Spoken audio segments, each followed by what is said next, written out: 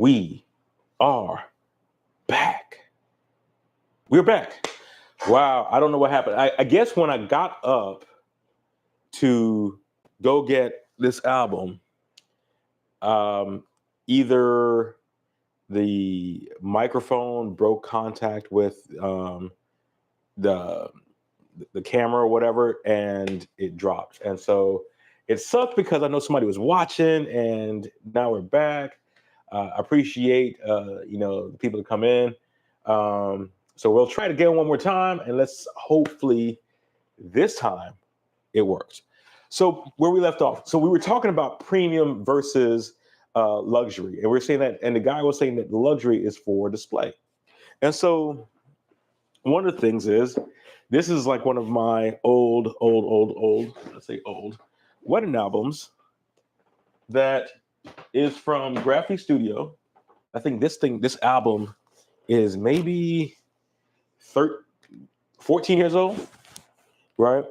And so this is from Italy, right? And so this is like, one of my albums, whatever. And so this is for display. And the thing about it is that with Graphic Studios in Italy, they're a luxury brand, but they do make their items so that they are suitable for display. And just make sure that I don't have one there. And I'll put that right there. It's held up pretty well over the past 14 years. So that's pretty cool. So that's why that is there. Next week, I'll probably put another album up there so that you can see for display. But that's a luxury. And so to me, that goes back into your marketing, that goes back into your brand. We were getting just started into that. I wanted to go back to sharing to that 10 things if I do still have it on here. Because I may not have it up here now. Where is it at? Where is it at? All right. Cancel. Let me do this. Why does they run so much? No, I was about to say, it's funny because I'm looking over at, you get the, what's the thing called? You get the alert for the Adobe updates. And this is, all right, share. And I'll go that way. I'll tell you, I'm tired of these ads. I'll go that way. Well, sign for f-stoppers. But like I said, he talked about, investing in education. I'm a believer that was the one thing when I was coming through workshops, school. There's always been this thing about the self-taught photographer. I was never a fan of the whole philosophy of the self-taught photographer, because the thing about it is that photography is a matter of physics, math. It's a lot of stuff that you have to learn. And if you are sometimes a self-taught artist, you may have had a bad teacher. Does that make sense? In this day and age of YouTube University, sometimes you need to be able to ask questions to get feedback. Because I can tell you that a brown cow eats green grass and makes white milk and turns into yellow butter, but you may need to know more of the process before you go out and put it on your toast. And so that was kind of one of the things. This is kind of the things that I actually agree with. Here's a hot take. He talked about location, and while he talks about location, he said location is very important. And I don't want to go too far in this, but he does talk about location is very important. When I was in Jacksonville, compared to Hampton Roads or Pensacola, different than when I was in Miami or Charleston or Atlanta or San Diego or Utah. So the market always changes. There's certain things. When I was in Charleston, if you were not a wedding photographer or a portrait photographer, you had to really be like, there was some great food photographers. You had to be really entrenched. When I was in Miami, fashion, headshots. When I was in San Diego, actor headshots. All those different things really did come into play. And so for me in general, it was really more about saying, okay, what is your like what is location giving you, and how do you separate and compete?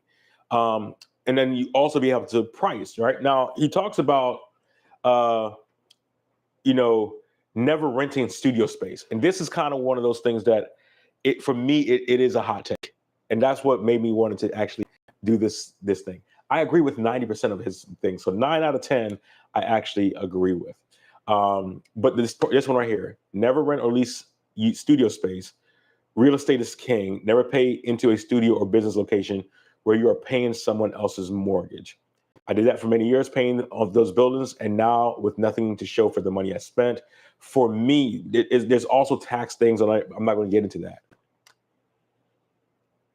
In Charleston, there was a guy named Leroy Masick. Pixel Studios is now owned by, or now managed by somebody else and owned by somebody else.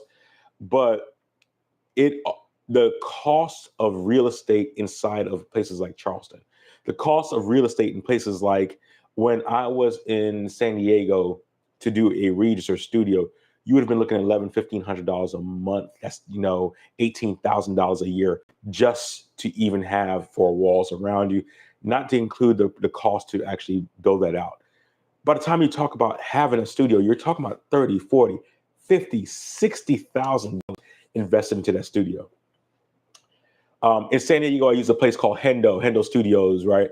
And I didn't have my own portrait studio because the apartments where I lived at, they actually had some retail space, and we got a stupid price at the time, especially around the pandemic. It was like $600 a month, which you cannot, like a Regis office was way more than that.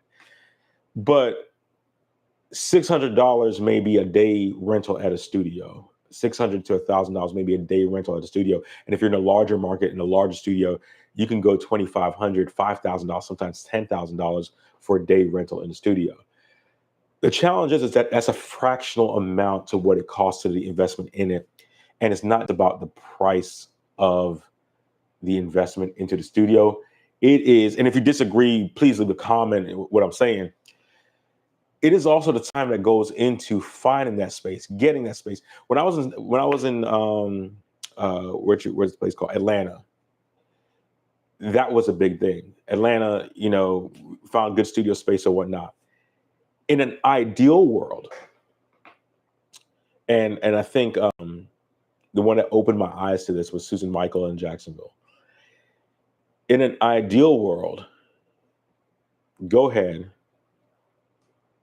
find 5-10 grand, find a half hour outside of a city, find a half acre or an acre, 2 acres or whatever it is of undeveloped land, spend 50 grand, put up a steel building, spend another 50 grand, and make it a barn loft or whatever. So where you actually have some kind of living accommodation. You can literally live in your studio or rent that out as a temporary Airbnb or host models or photographers that come into town. And in an ideal world, for under $200,000, you have acreage, you have land, you have shooting area, you have privacy, you have all of that. To the 22-year-old who's just graduated out of Iowa State University or in their Master of Fine Art or their Bachelor of Fine Arts program, unless they're using the leftover residuals of their student loans, they do not usually have that investment in there. And because you don't know the location that you're going to be at yet, to say never rent or lease studio space, I think is not, this goes back to his first point. That's not good business. If you look at it just based off of dollars and cents and not taking in sunk costs, friction cost, all the other inherent costs, on top of that, with the time to go find studio space and build out, it's just like that conversation about whether to rent or whether to buy. Buying sounds great, but it's not. It's not always the answer. Long term, you want to get into the position to where other people could pay your mortgage. That's where I would say at. And you build out your price for that. But to tell somebody that's just starting out, 23, 24, 25 years old, don't rent, that's going to put a handicap, in my opinion, on their future growth. Let me know if you disagree with that. Be wise on purchase of new equipment. I agree with that wholeheartedly. In this day and age, which so much use equipment online, there is this camera right now. This camera was like $6,000 when it released. This is a GFX 100S. $6,000 when it was released. I think you can still find them for about $4,500. Still a great camera, $4,500 to $5,000 on the used market. Sometimes you can find them in the threes. But the lenses, this is the 20 to 35. Lenses are still going to run you between $1,500 to $3,500, depending where and it could go even more than that. It is hard to find used GFX lenses. Period. I've still been looking for a 10 f2 that is far enough off the price to get new, but then to get new, you're waiting months, if not years. So there's that. But like, for example, my printer, I have a 24-inch printer. I've seen 44-inch printers come up. They take up space. They take up all this other stuff. But if you get one, sometimes you can get, I saw a 44, which is normally like a $6,000 to $7,000 printer on Facebook Marketplace for about $1,800. I think the head probably was bad on it. Actually, I take it back. It went down to $500. They just wanted somebody to come pick it up and take it out of their space. I think the head went down bad on it. It'd probably be about $1,500 to repair or replace the head. $2,000 for a $7,000 printer. That's going to make you money all day if you have the space. But that was one of the hot takes. He talks about selling the equipment. Here's another hot take. I agree with it, but I don't agree with it. I'm gonna tell you why I don't agree with it. It's sell any equipment that hasn't been used in 6 months. I have, which I should sell, but I don't. I have equipment that I haven't used in 6 years. And I'm kid you not. I have a Bowens light kit that I bought for in studio. Got it at a great price, got it at an amazing price back in 2017. And I just take it out just to make sure that it still works. I don't even, because I use either my Pro Photo or my flash points. And then if I'm doing products, then I may bust that out if I need that much light. But I probably should sell it. But then again, if nobody's getting studio lights, is there really a market? And I don't want to sell it. If I have $1,500 to $2,000 worth of lights, even on the used market, I don't want to sell it just because I'm not using it. I'll sell it because either I'll invest that $2,000 into something else, into the business. And right now, until a 110 F2 comes available, I have nothing else to reinvest it in the business except for the customers and the products and whatnot that I give to them. But what he said is that if you haven't used it for 6 months, you probably won't use it. And I think there's validity to that. That's why I say I kind of agree with it. I think that you need to reevaluate. I will take it a step further, though.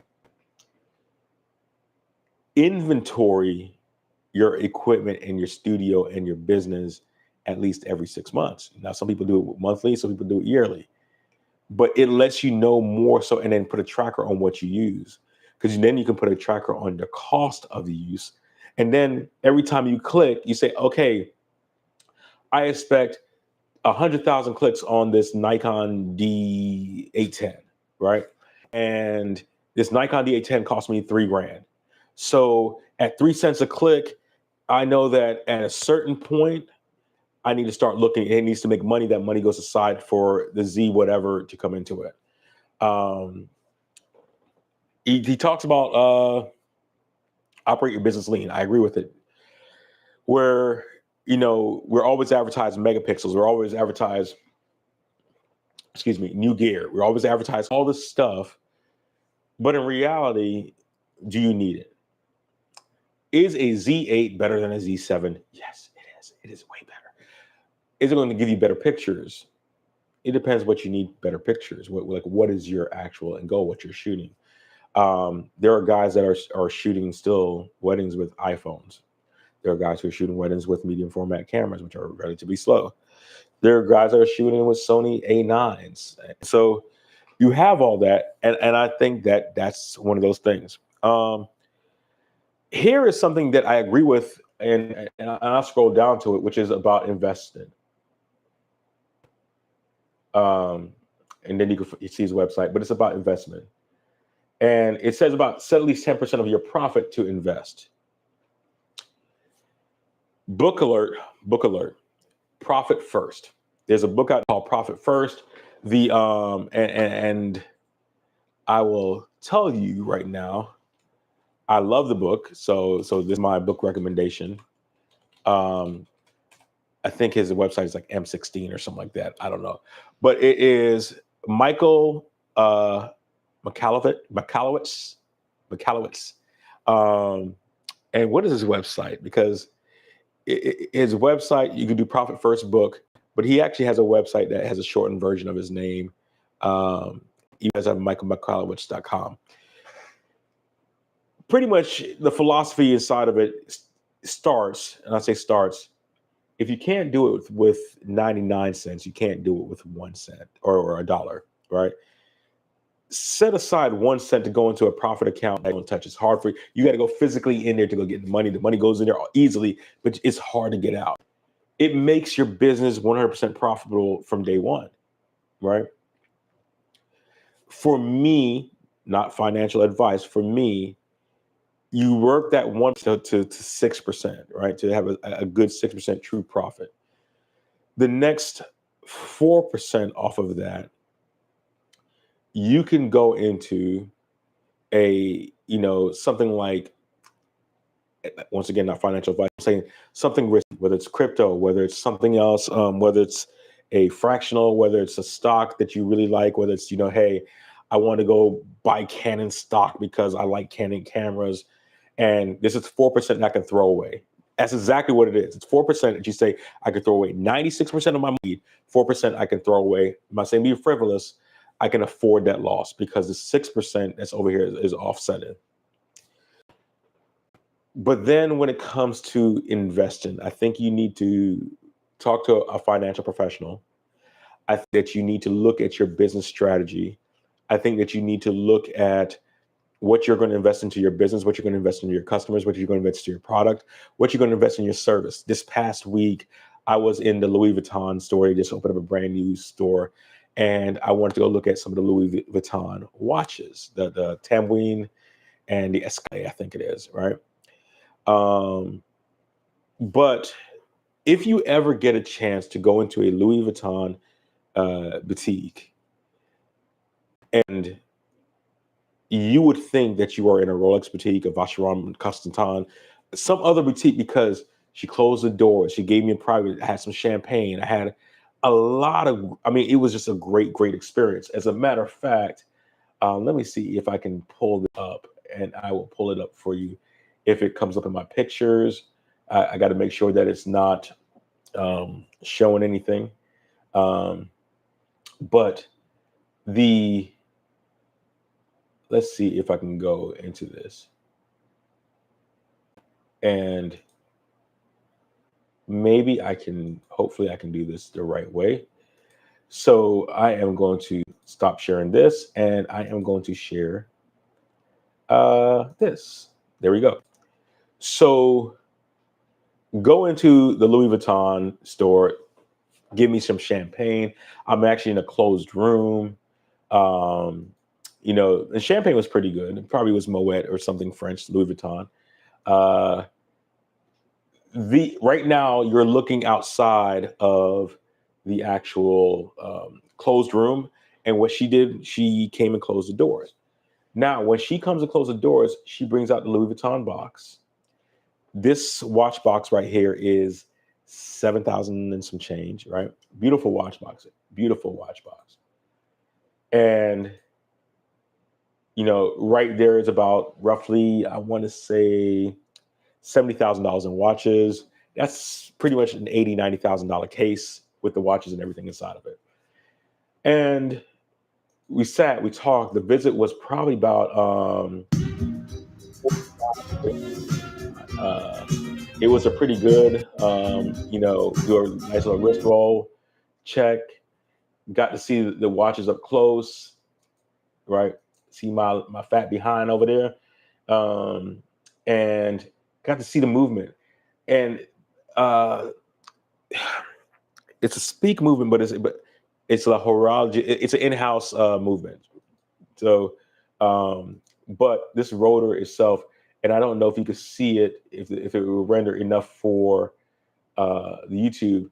That is a 22 karat 916, right? That is a 22 karat micro rotor, right? Excuse the nails, but it's that detail that is on there. Like this detail is absolutely amazing, right? And to me, when you think about this, I mean, like this, people will tell you that, oh, it's just a fashion watch. And I think they do themselves a disservice when they say it's just a fashion watch. Once again, I'm going to zoom in a little bit closer and see if it renders, right? So if you see VUI and there's a T, there's IS, and it says Louis Vuitton all the way around, right? And the detail that's inside this watch, I was actually impressed for where it's at. This is a $18,000 or $20,000 watch. Once again, this is the Escale, right? And you can see the actual detail. I mean, the leather was soft and everything else. Let me see if I can do the watch roll or whatever. Like I said, it was one of those things to where I actually really absolutely enjoyed the experience. So when it comes to saying, oh, don't invest into the to at least 10%, it's the at least.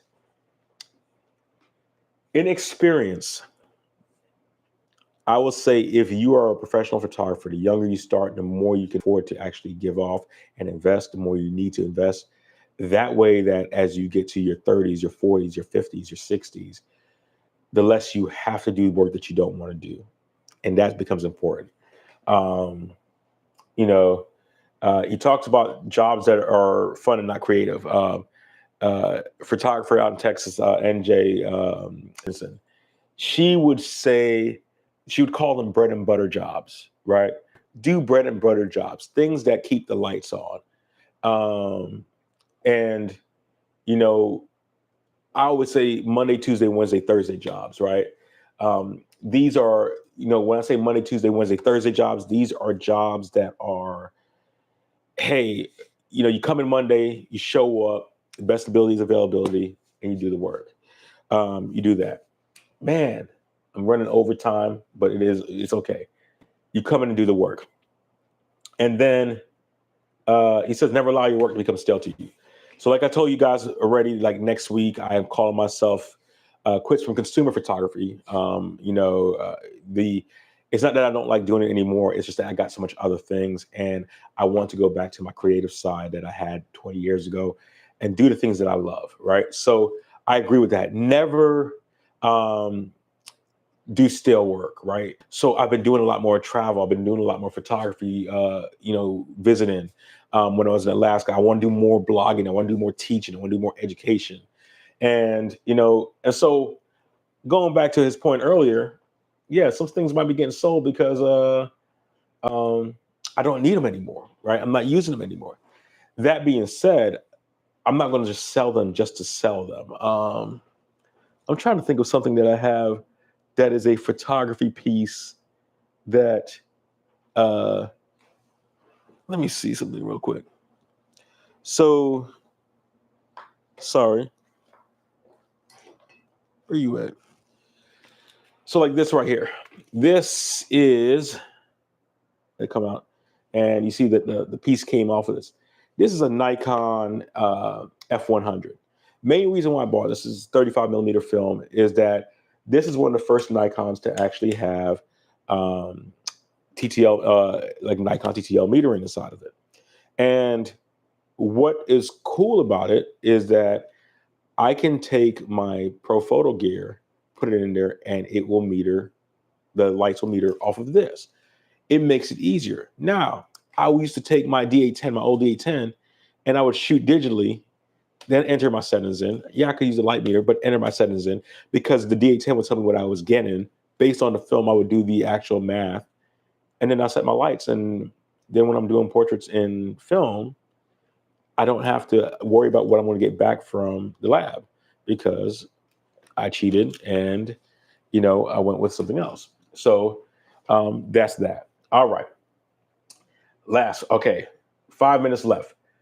Talked about photography. It was great. I want to talk about this. All right. So I posted earlier about Tudor. Tudor, I don't even know, right? Tudor just released, and I'm going to go back to their site.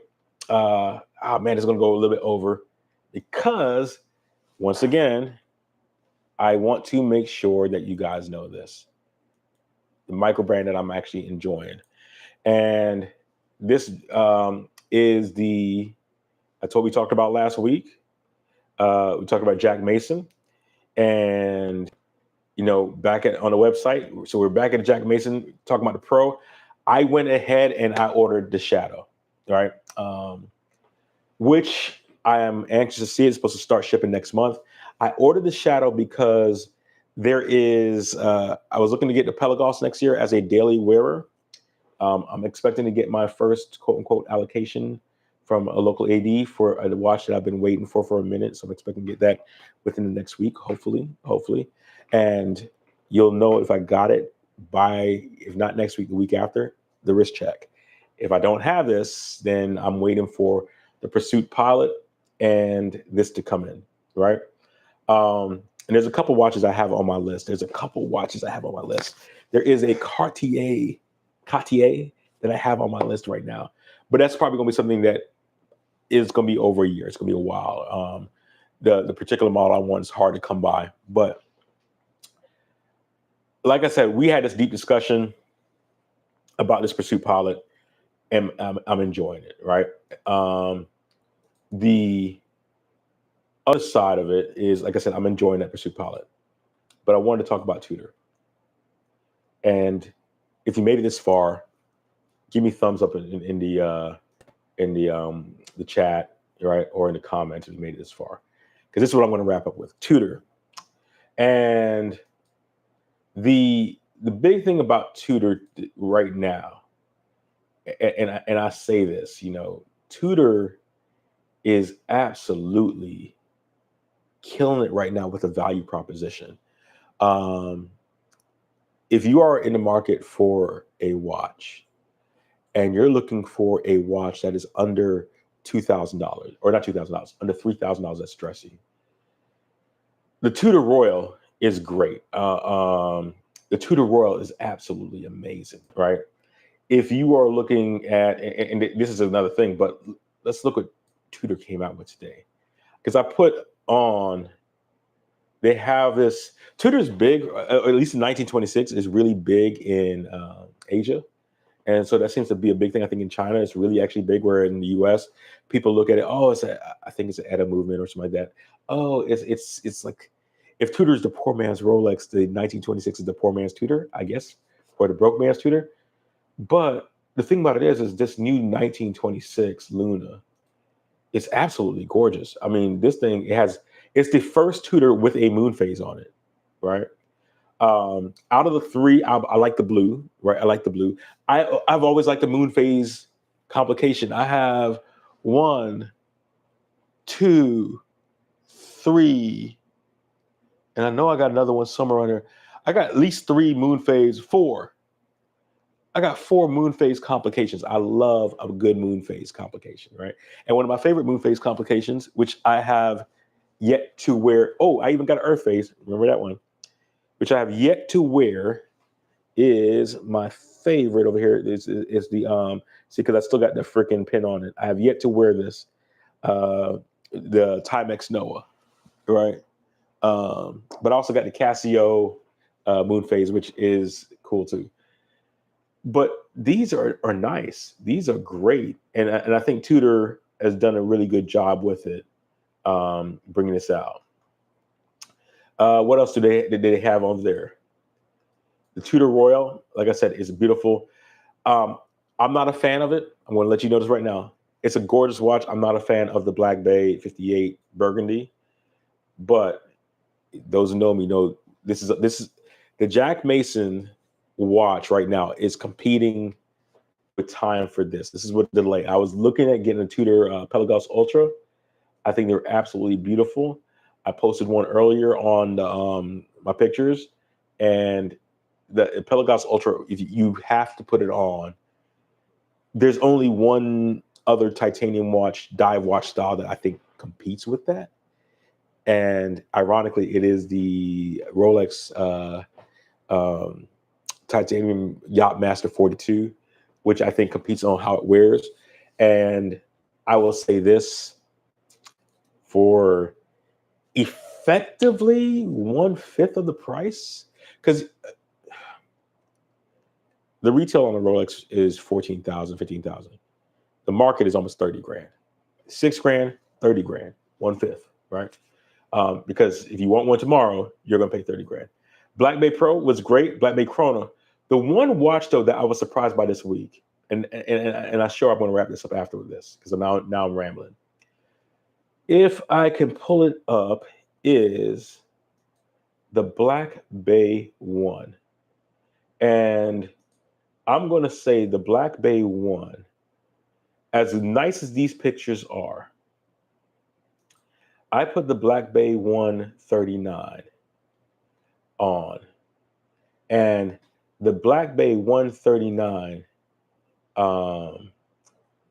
it was absolutely stunning on my wrist. I did not expect it to be this good. Now, excuse my little scar, I got cut myself, but I did not expect it to be this gorgeous, right? Look at this. I mean, now I notice it's going to be a fingerprint and a scratch magnet. This 5-link, 1, 2, 3, 4, 5, right? Not a Jubilee, but this 5-link bracelet on this watch is absolutely stunning. I don't know, and there's a 1908. I'm trying to see if I had to. Yeah, look at this wrist. Keep walking in. See, I have 3 associates there that will assist you. Keep walking in. See, I have 3 associates there that will assist you. Gorgeous. Keep walking right? in. See, I have And 3. let me make sure that that's not coming out of there. It is gorgeous. I can't say enough about this watch. And, you know, my challenge comes back to is that if you are looking at this right now, it's $42.75. Let me see what, if the aftermarket is or chrono. Joma Shop has it for 36. I'm trying to see where else. Chrono has it for 30. Yeah, so you could find this on the secondary market for, and I don't know, this is probably auction. Okay. This is definitely auction. On bezel, right? There's one right now that's going for, it's at 24 or whatever, but expected to go for around 30. But this is nice. This is $2,400, 3 grand, even at 4 grand. This is a beautiful, beautiful, gorgeous, gorgeous, gorgeous, gorgeous watch. And it wears really, really well. I have an 8-inch wrist and, I have a 7 3/4 wrist. And to be, I think this just wears well on my wrist, right? Doesn't look small at all. I think it wears well on my wrist. What are your thoughts about Tudor's new stuff? I mean, like I said, Tudor is at the point right now to where Rolex was maybe 10, 15 years ago, as far as approachability, accessibility. What are your thoughts on that? Next week, I'm going to pull out a camera and I'm going to pull out a watch. And that's what we'll talk about next week. This was fairly long. This was much longer live. I appreciate you watching. Those who came by and stopped by, had a little bit of, issues before with the connections and stuff like that. It was a rough night tonight, Friday night, probably late. But a couple things like I said about the watches, it was great. A couple things about, like I said, the Tudor, I'm impressed by them. I will say this though, be careful with buying cameras and watches. All right. Everybody's trying to sell you I don't want to say the economy is about to turn a certain way. I am going to say this though. There'll be a lot. I have a feeling that there'll be a lot of great buying opportunities in the next 18 months or so. That don't chase the hype, chase what you like. Today there was I was on the Reddits and guy posted his collection. He said, "Hey, I want to get rid of a watch, and I'm seeing if there's any chats going in there." He said, "I want to get rid of a watch, and I just got a couple new watches." And my philosophy was, if I see 100 divers in your collection, and then I see a Cartier tank, and that's your new watch, I'm going to assume that you like divers, that you don't like the Cartier tank, and you just bought the Cartier tank because everybody else got it. And I can almost guarantee you that in 6 months, you will probably not wear that Cartier tank. It won't be the watch that you wear. We all do it. There's a watch that I absolutely love.